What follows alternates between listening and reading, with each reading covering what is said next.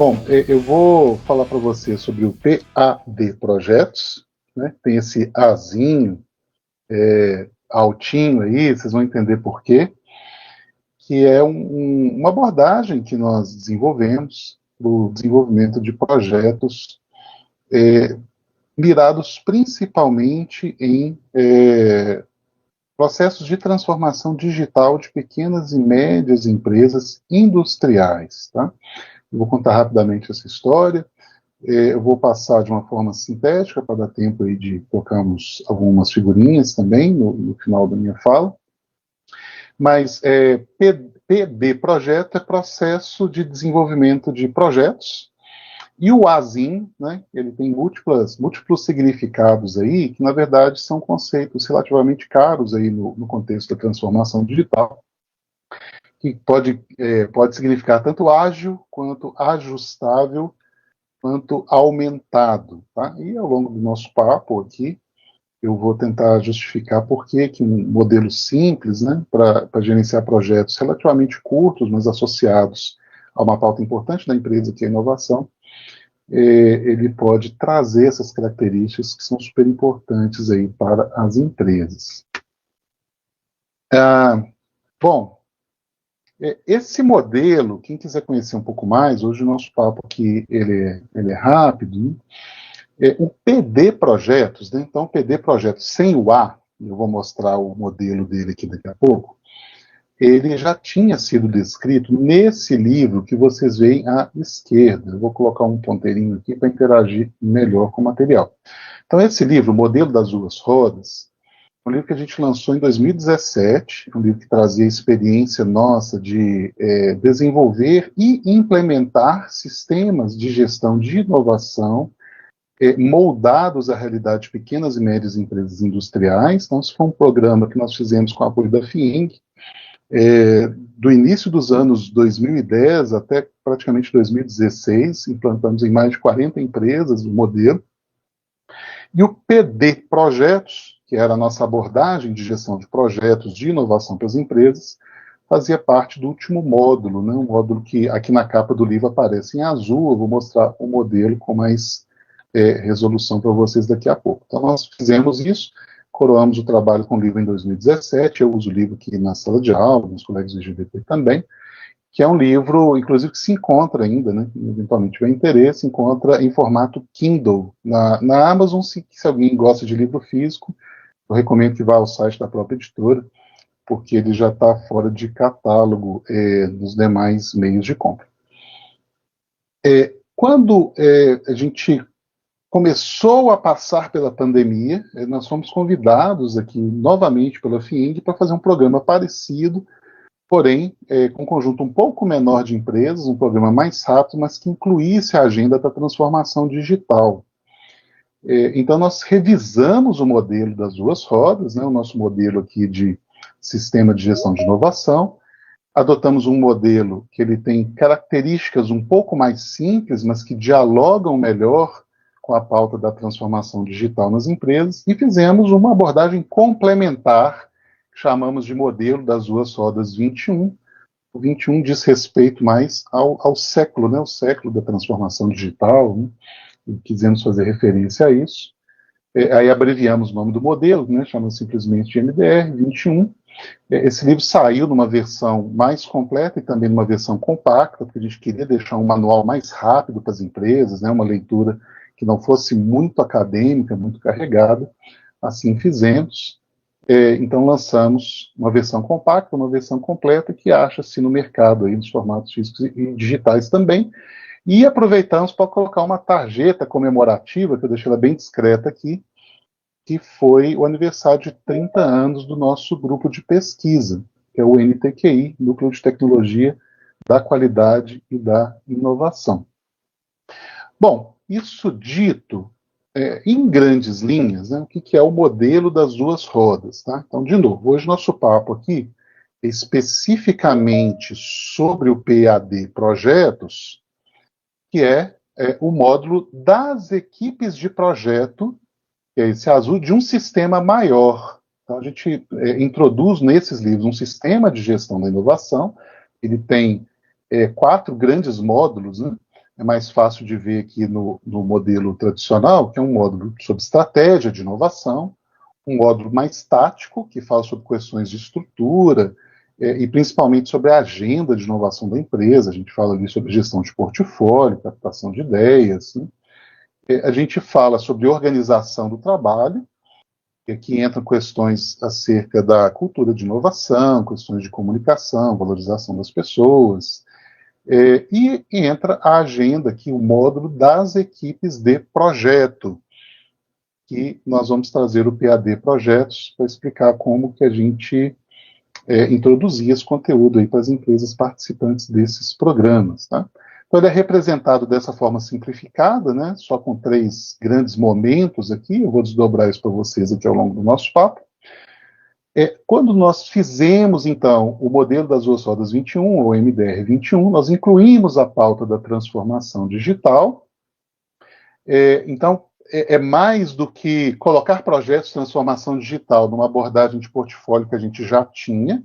Tá? A gente revisou, em certa medida, todo o modelo, não substituímos o modelo anterior, mas revisamos e complementamos o modelo anterior com novas abordagens, e aí a gente optou por um desenho bem mais limpo, um desenho que dialogasse mais, né, com essa noção do design mais clean, né, que também caracteriza aí os projetos dessa nova era, mas mantivemos toda a lógica de módulos. Então a gente continua com o módulo mais verde aqui, que diz respeito à estratégia, chamamos de direção, né, dar as grandes direções aí, né, sobre a agenda de inovação, investimentos, alocação de recursos das empresas.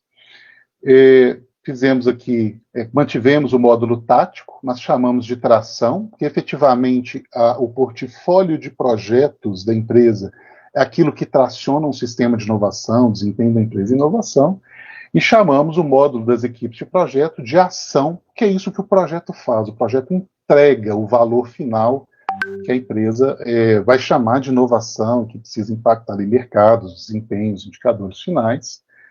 A gente manteve essa analogia de rodas, né, já que o modelo ganhou esse carinhoso apelido. Então mas mantivemos toda a lógica modular, né, por isso que o modelo, na verdade, não substitui um outro. O início do livro, inclusive, desse novo livro, ele ratifica bem isso, né? A gente não está desconstruindo nada do que tinha no modelo anterior. Então, hoje, nós vamos falar especificamente do que a gente está aqui no módulo de ação. É como que a gente faz a gestão, ou sugere às empresas participantes, como que nós sugerimos que elas lidem com os desafios dos seus projetos de inovação. Bom, eu vou abrir essa figura por completo, né? Então, lá naquele desenho inicial, né, que tem todo o modelo do nosso sistema de gestão de inovação, a gente desenha só esses 3 grandes momentos. Não são exatamente fases, tá, gente? As fases, elas estão aqui no nosso modelo desdobrado. Mas por que a gente optou por isso? Quando a gente fala de conceito, desenvolvimento e inovação, num projeto de inovação com transformação digital, principalmente, mais do que falar de fases de um projeto, a gente está falando de grandes capacidades que a empresa tem. Né? Uma das nossas missões, quando a gente vai dialogar com esse público para o qual esse modelo foi feito, que é o público de pequenas e médias empresas industriais, uma das coisas importantes é trazer uma teoria que é muito rebuscada, muito sofisticada, né, dos ambientes de pesquisa em que nós estamos inseridos aí nas grandes universidades, e transformar isso numa abordagem muito direta, né, uma abordagem muito simples, que dialoga muito rapidamente com o dia a dia de empresas que têm estrutura pequena, não tem funções dedicadas, especializadas para tudo. Então, a gente trouxe essa ideia dessas 3 macrofases, mas no sentido de capacidades. A empresa tem que ter uma capacidade para gerar boas ideias, achar grandes oportunidades de negócio, uma capacidade para, uma vez encontradas ideias de alto valor, poder desenvolvê-las, aí é suor mesmo, é como é que você toca o projeto, o PAD Projetos diz muito a esse respeito também, e no final, ela precisa se apropriar do valor que aquilo gera por meio aí da difusão da inovação. Só é inovação, o nosso conceito, se o projeto entrega o valor no final. Então, é inovação, de fato, ela só acontece na ponta da linha. No PD Projetos, a gente ensinava as empresas, não sei quanto a turma do público é aclimatado com sistemas de fases e pontos de decisão, com sistemas stage gates, né? Certamente quem fez disciplinas de produto aí na engenharia de produção deve ter visto o modelo, mas é basicamente um conjunto de fases. Então a gente divide o desafio de entregar um novo produto, um novo processo, né? Uma inovação organizacional, em alguns casos, em várias fases. Essas fases são intercaladas com pontos de decisão. As decisões principais é se o projeto continua ou para, porque muita coisa pode ter acontecido de errado, mas o importante desses gates, né, desses pontos de decisão, é trazer para ver como é que está o projeto, trazer a perspectiva de lideranças que não estão no dia a dia do projeto, mas elas podem influenciar muito o andamento do projeto, desatravancando recursos, fazendo pontos com ligações, suportando o time em decisões de mais alto risco. Então, são janelas que a gente abre ao longo do desenvolvimento em determinadas fases para fazer esse ajuste, buscar recursos e tomar decisões melhores para que as coisas não sejam encontradas erradas ou certas somente no final de todo o processo. Isso aqui é a teoria clássica de gestão de desenvolvimento de produtos, nenhuma novidade até então, mas para empresas desse porte, e principalmente empresas que muitas vezes não têm acesso a sistemas muito sofisticados de gestão, introduzir esses modelos, né, com cartilhas mais simplificadas era um desafio importante, mesmo para tratar de projetos de inovação, tá? Porque muitas dessas empresas não tinham nenhum tipo de abordagem formal, ou mesmo algum tipo de treinamento específico em gestão de projetos, né, para adotar uma solução clássica do PMBOK que fosse, por exemplo. Então, esses modelos eles eram acompanhados por cartilhas práticas, né, para a gente treinar, para desenhar as fases, que a gente conseguia dar tangibilidade para esse conteúdo de uma maneira mais rápida. Se vocês forem observadores, vão notar que o nome das fases, ele ainda era um nome muito carregado com vocabulário de produto. Tá? Isso é a primeira fase nossa lá do PD Projetos, né? O PD Projetos sem o A, que a gente fazia na primeira versão do modelo. A gente herdou isso, claro, da literatura de produto, que nos influenciou muito, que saiu na frente, mas a gente ainda precisava de fazer um ajuste nesses nomes e na forma de lidarmos ali com os pontos de decisão para abraçar outros tipos de inovação que não fossem produto, mas que estavam no portfólio de inovação e transformação digital do nosso modelo revisado. Então,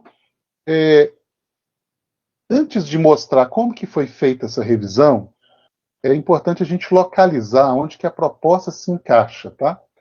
Então, veja bem, a gente está falando do PAD Projetos, não é uma abordagem de gestão de projetos que serve para tudo. Onde que a gente localiza isso? Num determinado extremo, nós temos ali projetos de desenvolvimento de produtos ou outras grandes carteiras de projetos em empresas consolidadas. Muitas vezes empresas que estão lidando ali com projetos que envolvem equipes com dezenas ou centenas de pessoas, ou até mais do que isso, orçamentos muito grandes, tempos de desenvolvimento que às vezes ultrapassam a escala de meses, né? Então estamos falando de projetos de 1, 2, 3, 5 anos de projeto. Eu trabalhei muitos anos no setor automotivo, então os projetos duravam entre 2 e 4 anos, né? A depender do nível de complexidade, de novidade de um novo produto. Então, quando a gente tem esse tipo de abordagem, aquilo que nós chamamos de clássico, né, na gestão de projetos e nas abordagens de processo de desenvolvimento de produtos tende a funcionar melhor. Claro que a gente pode enriquecer isso com novas práticas, novas ferramentas, não vou entrar assim, nesse detalhe aqui, até por questão do tempo, mas isso não soa antiquado quando esse é o contexto. Quando a gente está lá no outro extremo, estou falando de projeto de aplicativo mobile, tecnologias digitais, uso de IA para resolver algum tipo de problema em processos de suporte do negócio da empresa, muito provavelmente aquilo que já tem em gestão ágil, nos seus vários métodos, né, citando o Scrum como talvez o mais difundido deles, mas não é o único. Então, aqui a gente tem o mundo, né, o planeta aí das abordagens muito adaptativas. eu sempre tendo a dizer que quem quer aplicar isso daqui, nesse contexto aqui, tem um parafuso a menos, tá? Por uma questão de adequação, tá? De novo, podemos trazer práticas, ferramentas de um lado para o outro, inspiração de um lado para o outro, mas existe uma coerência de abordagem em relação à variação ou não de escopo e à natureza do trabalho das equipes e das suas entregas. O PAD Projeto, a gente está no meio do caminho, tá? Então, ele é orientado para pequenas e médias empresas, não estamos falando, por exemplo, de startup de produto digital. Podem experimentar, mas não foi feito para essa realidade. Estou falando daquela pequena ou média empresa, empresas aí, por exemplo, da ordem de 50, 100 pessoas, que lidam com produtos industriais, tangíveis, bens, né? E que precisam, não conseguem adotar tudo que está aqui, mas as práticas puramente ágeis também não fazem parte da realidade dela. E eu estou falando em projetos de média envergadura. Embora sejam projetos de inovação, transformação digital, projetos que têm como horizonte, por exemplo, chegar numa POC, num produto mínimo viável, né? Aquela primeira aplicação relevante, tá? Que possa fazer sentido, inclusive talvez para embasar um negócio ou uma tese de investimento, que vai encaminhar depois um projeto de maior envergadura em termos de investimento, tempo e envolvimento de equipes. Tá? Então, em grandes linhas, tá? Depois a gente pode tirar outras dúvidas sobre isso, é nessa realidade, tá, gente? Adequação é importante, né? Nenhum método é soberano, cada método responde bem à realidade, ao celeiro do ambiente para o qual ele foi feito. Bom, então aqui a gente entra efetivamente no que é o PAD Projetos. Então a carinha dele, essa representação visual se parece muito com o nosso PD Projetos, tá? Então meu PD Projetos estava aqui, né, no slide anterior. Então a lógica de fases, das grandes capacidades da empresa, de conceito, desenvolvimento e inovação, elas estão presentes. Fizemos adaptação nos nomes das fases para que fossem nomes que dialogassem melhor com inovações que não fossem de produto, mas os principais pontos vêm a partir de agora, tá? Então, vocês podem ver que a gente imitou uns post-its aqui na representação visual, mas não é só para ficar descoladinho e bonitinho, tá? Isso aqui tem um aspecto a ser comunicado que é caro para a proposta. Que a gente quis simbolizar, né, trazendo a ideia aí dos Kanbans, né, que se difundiram muito em sistemas ágeis de desenvolvimento, de projetos, que eu preciso sair da lógica de atividade para ir para a lógica de entrega. Gente, pode parecer uma coisa meio ambígua, e aqueles que ouvem isso pela primeira vez falam, blá, blá, blá, danado. Gente, faz muita diferença. Quando eu chego para a minha equipe de trabalho, falo, o que você vai fazer essa semana? Quais são suas atividades? Eu passo a perguntar, o que nós vamos entregar? Quais são as entregas de valor por projeto? Isso muda muito o jeito das pessoas trabalharem. Então, claro que nós temos ferramentas auxiliares para isso, eu vou mostrar uma delas aqui na sequência. Mas essa era a primeira mudança de pensamento que o PAD Projetos quis introduzir. A segunda, vocês vão ver que tem uma certa recorrência dentro das fases. Tá? Então, quando a gente fala em sistemas ágeis, eles parece que isso não dialoga muito bem com uma lógica de fases, né? Afinal de contas, se pegar um sistema ágil mesmo, ele vai operar com aquela lógica de backlog, eu vou tirando as prioridades dali, então você não tem uma fase bem definida, o escopo do projeto vai ficando mais claro com o tempo, logo esse negócio de fase é um engessamento danado, de devia rasgar isso. A questão é que quando eu estou tratando de produto industrial, tem coisa que tem pré-requisito. Eu não tenho como fazer, por exemplo, o sistema logístico de entrega de um produto sem ter pensado lá atrás na lógica do próprio produto, no fluxo de produção, nas formas de manipular o produto. Então, o sistema de fases, ele é muito saudável para separar esses tipos de incertezas e desafios.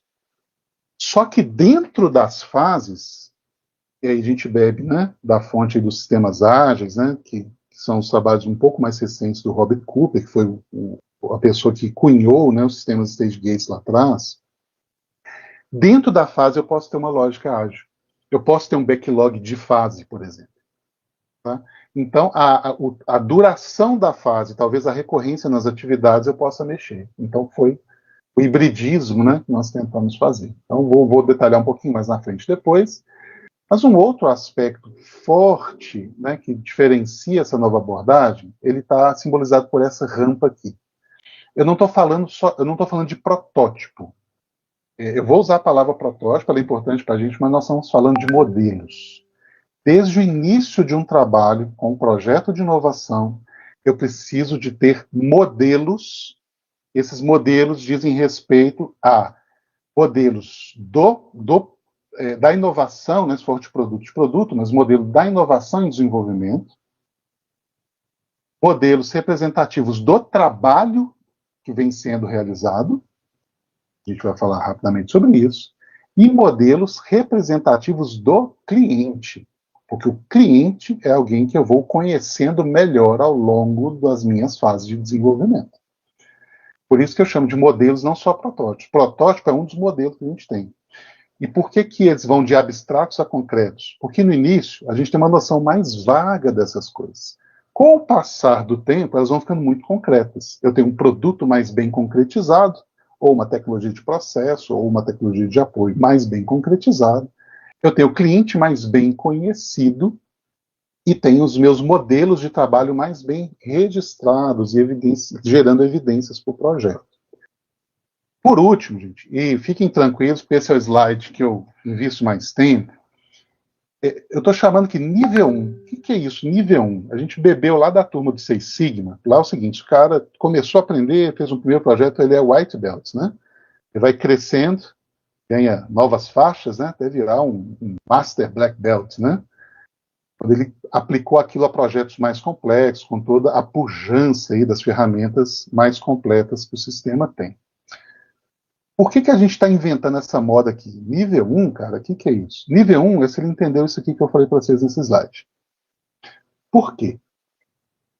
Porque é o seguinte, o PD projetos, do jeito que ele existia antes, só com as fases, ele já era um desafio para a gente passar para as pequenas e médias empresas. E lembrem-se, a pequena e a média empresa, ela não tem uma pessoa quietinha, paradinha lá, esperando ter essa aula com muito acompanhamento, ela não tem mais nada para fazer que não seja aplicar o modelo, não. A pessoa tem várias atribuições. Então a gente precisa simplificar. Aplicou o PD Projetos do jeito que ele era lá no nosso modelo das duas rodas de 2017, muito legal. Você já sabe fazer PAD Projetos nível 0. Ou melhor, nível 1, né? Aliás, nível 0. Se você entendeu a lógica de entregas e de modelos representativos, muito legal, nível 1. Faça isso no seu primeiro projeto.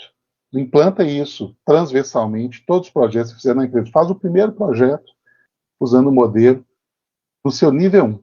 Tá? E assim a empresa vai crescendo na sua capacidade de gerenciar projetos de inovação com transformação digital. O que são os níveis 2 e 3? Aí dá para explicar um pouco mais rápido. No nível 2, a gente introduz a dinâmica de sprints.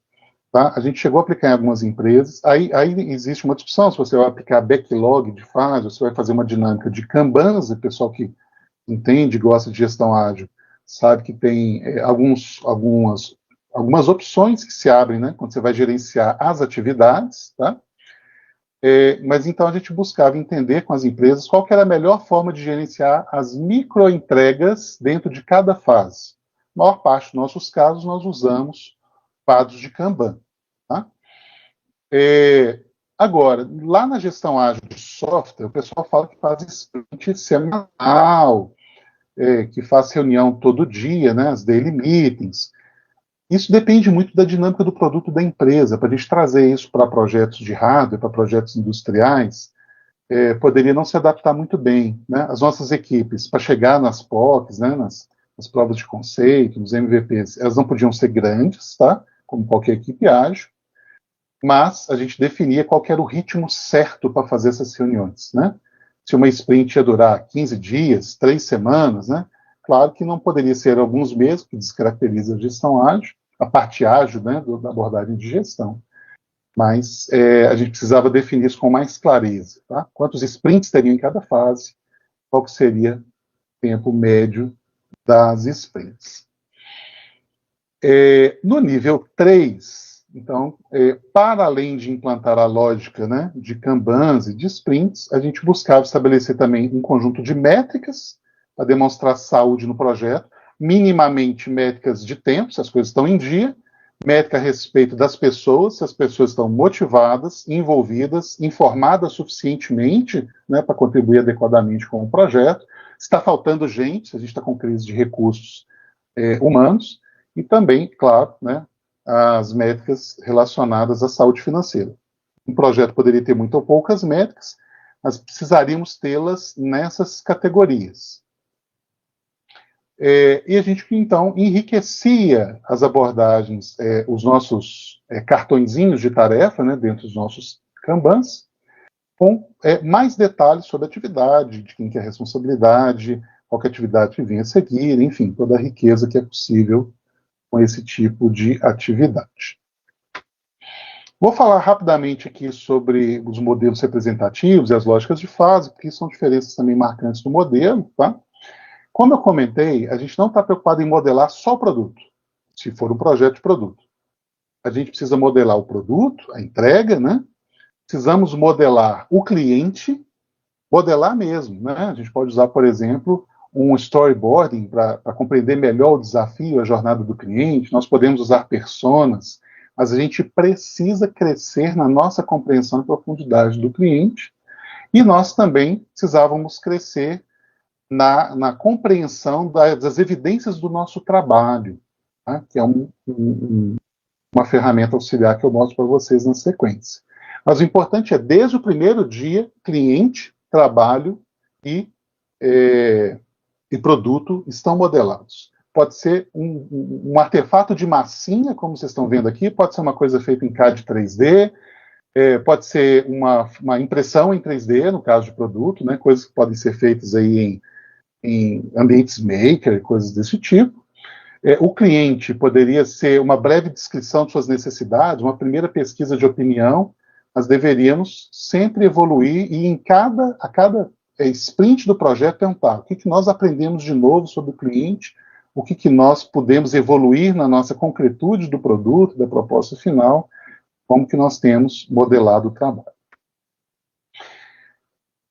Então, o ambiente onde isso rola, gente, pode ser físico ou virtual, mas ele carrega muita expressão visual. Expressões visuais são coisas importantes no PhD Projetos, porque ele ajuda a comunicar o que está acontecendo para quem participa, ele ajuda a comunicar o que está acontecendo para quem não participou antes e está chegando agora, então fica rápido. A gente teve essa experiência várias vezes em projetos universitários, porque aluno forma, aluno sai, entram novos, a gente precisava embarcar a gente muito rápido nessas abordagens.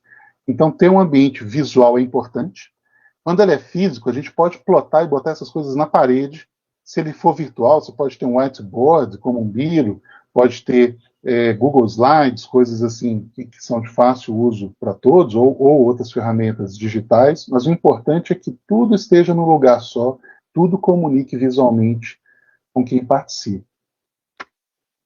Isso aqui é um exemplo de modelagem do trabalho, tá, gente? Isso aqui caberia, talvez, uma apresentação só para os nossos workboards, mas eu deixei um exemplo, e eu sei que não dá para ler, que isso é uma folha A0, um slide em formato A0. Se a gente quiser plotar semanalmente um desse, pregar no lugar que a gente trabalha, ele está pronto. O que ele tem? As nossas expressões visuais. Então, eu tenho primeiro a equipe, né, nesse campo aqui, ó. Quem que é equipe? Quem que faz o quê? Qual que é o contato de quem? E-mail, LinkedIn, WhatsApp. Onde está o WhatsApp do grupo de projeto? Se eu quiser entrar no grupo aqui, já tem um convite.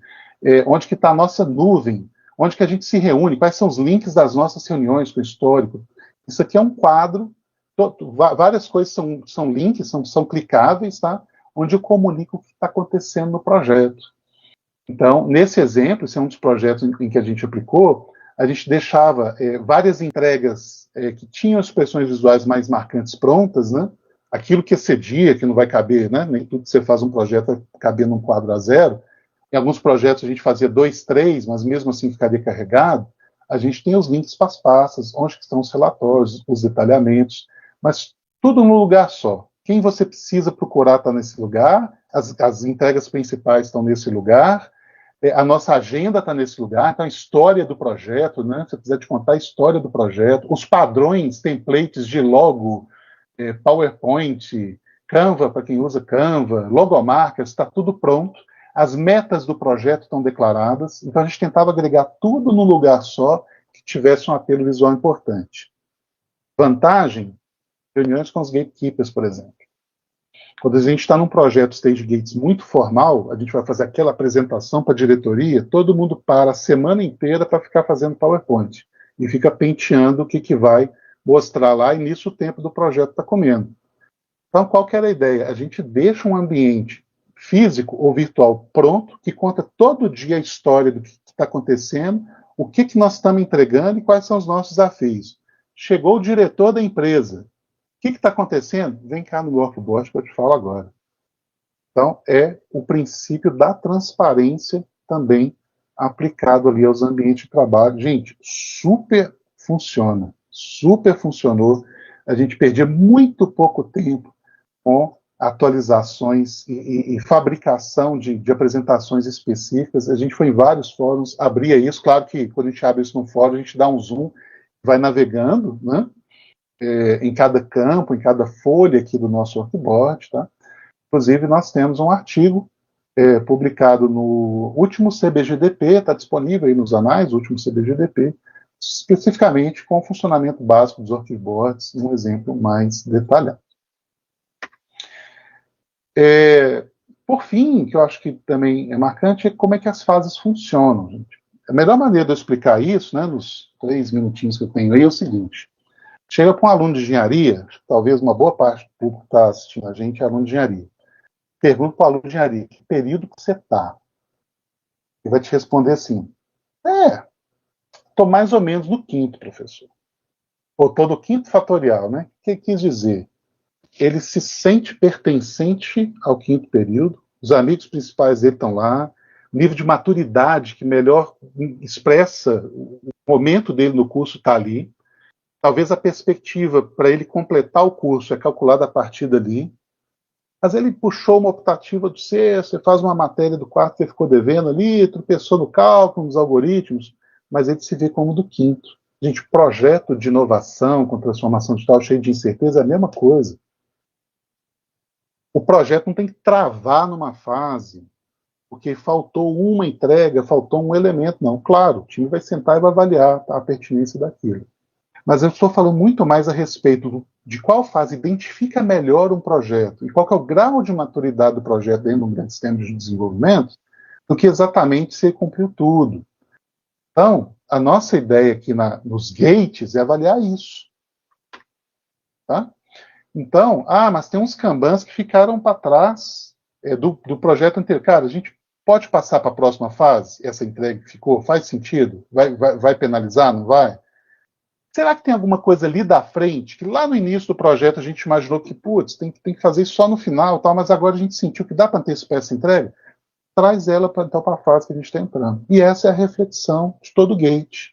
A cada 3, 4 sprints, a gente vai fazer essa reflexão, vai rever o que faz sentido para a fase, e aí o degradê em azul aqui é para comunicar isso. Poxa, ficou devendo um negócio da 2, mas vamos pagar vamos fazer dependência nessa disciplina, vamos para 3, vamos amadurecer aqui e bola para frente com o projeto. Né? Na lógica de entregas dá para a gente fazer assim. Na lógica de atividades seria mais difícil. Pessoal, por último, a gente tem papéis. Tá? Então eu falei que é uma equipe que tem muito a ver com a equipe ágil. A gente importou esses 2 primeiros nomes aqui dos métodos ágeis mesmo, onde eu tenho um Project Master, um Product Owner, tá? Então, eu tenho alguém que domina a metodologia, que lidera o time, que sabe navegar no PAD projetos, tá? Mas eu tenho alguém que tem o chapéu do cliente ali o tempo todo. Como é muito importante para a gente modelar, compreender, aprofundar naqueles clientes, né, que vão ter contato e dos quais depende a difusão da nossa inovação, eu tenho que ter uma figura dessa. Tá? Muito bem treinado e trazendo esses insights, representando muito bem o cliente dentro do time. Então, são 2 figuras muito importantes. Claro que uma empresa vai adotar formalmente essas figuras, talvez quando ela estiver lá no nosso nível 3, né, do PAD Projetos, mas são figuras importantes. Mas desde o nível 0 a gente traz a figura do gatekeeper, que é aquele gerente, o diretor, talvez até o presidente, depende, né, da estrutura da empresa, que ela tem esse acesso periódico ao projeto por meio dos gates, que vai ajudar a avaliar o projeto, desatravancar recursos, ajudar a resolver problemas, parar o projeto, se for a melhor decisão, claro, isso pode acontecer, tá? Então a gente não abre mão dos gatekeepers ali entre as fases, tá bom?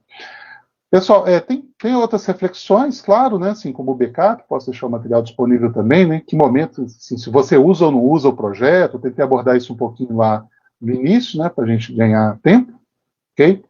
Mas eu prefiro aí deixar aí os minutinhos restantes que nós temos para bater um papo, saber o que vocês acham, né? Ouvir feedbacks, então, reforço meus agradecimentos e abro a palavra.